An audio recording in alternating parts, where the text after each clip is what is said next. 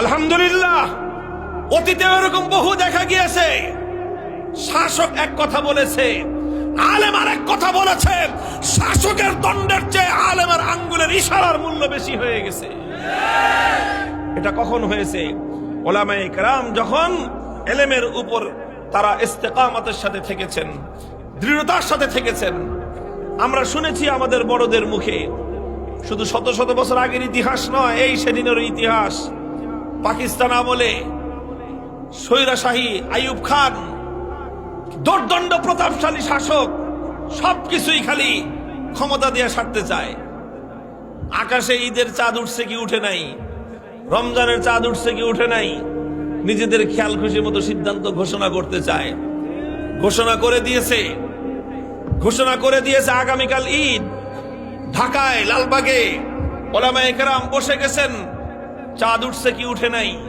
মুফতি দ্বীন মোহাম্মদ রহমতুল্লাহ আলাইহি, পূর্ব পাকিস্তানের সিংহ পুরুষ, তিনি কোরআন হাদিসের আলোকে শরীয়তের দিক থেকে সিদ্ধান্ত দিয়েছেন, চাঁদ দেখা প্রমাণিত হয়নি, আগামীকাল রোজা রাখতে হবে।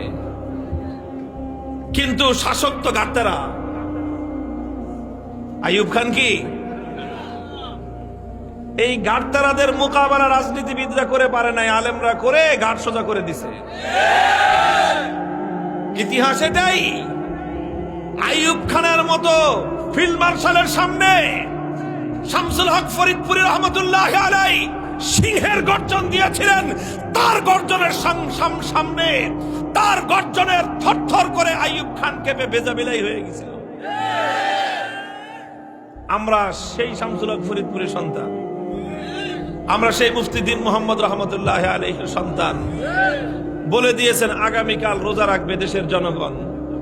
প্রমাণ করে আইয়ুব খানের কথা, যে দেশের মানুষ গ্রামে গঞ্জে পর্যন্ত নাম শুনলে কাঁপত, কিন্তু যখনই আলেমের সাথে টক্কর লেগেছে, দেশের মানুষ শাসকের কথা শুনে নাই, আলেমের কথাই শুনেছে।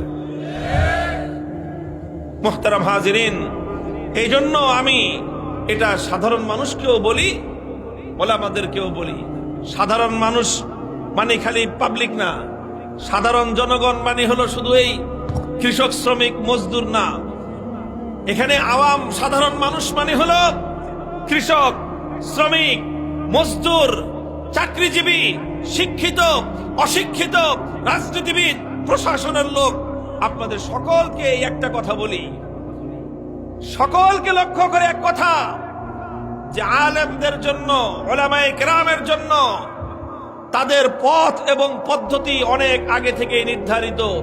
সেটা হলো কি, আলেমরা যখন কোন রায় দিবে, কোন সিদ্ধান্ত দিবে, আল্লাহর কোরআন এবং নবীর হাদিস তাদের সামনে থাকবে, আর তাদের দৃষ্টি থাকবে এক আল্লাহর দিকে। আমি এমন সিদ্ধান্ত দিব যেন আল্লাহ আর তার রাসূল খুশি হন। এক আল্লাহকে রাজি করবার জন্য সিদ্ধান্ত দিব। দুনিয়াতে আমার এই সিদ্ধান্তে কে নারাজ হবে আর কে বেজার হবে, কে খুশি হবে, সেটা পরোয়া করে যদি কোনো আলেম সিদ্ধান্ত দেয়, তাহলে সেই আলেম সে নবীর উত্তরাধিকারী হওয়ার যোগ্য নয়।